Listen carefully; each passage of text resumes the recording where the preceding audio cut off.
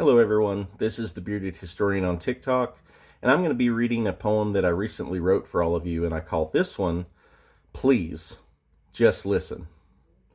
What I need from you here is to try to understand. It is an exaggeration when we say there's blood on people's hands.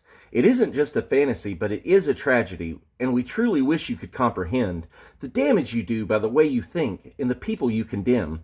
And you tell me no offense, but then you do things to hurt people that I call friends.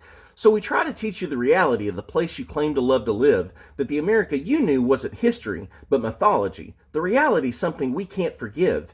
And we try to reason with you and help you learn so that we can all share a better today, but you respond with anger and fear and violence and claim that yours is the only way. Looking down your nose, no way you can imagine or believe any of what we say, screaming and shouting and scoffing at even the mere suggestion. Who did these things? When did they happen? Literally none of us were even alive then. But that's the problem that you don't see, that these scars are passed down through each new generation, and we can't heal when so many people don't even believe race or creed is a part of the question. You ask us why we say the system is broken, can never be fixed, every tiny progress a mere token, and why we're so angry, and why we feel like it just needs to be torn apart at the seams, demolished all the way to the foundation, removing all the supporting beams. Why do we want it to burn down? Watch as its smoke and ash fill the sky. Why do we joke oh so casually about waiting for the old and the rich to die?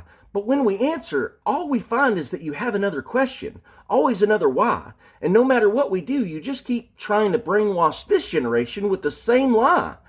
We're getting tired of waiting, and you're starting to see the change. And when we're finally fed up, you won't like what you get in exchange. Your ancestors murdered, raped, burned, and pillaged the lands.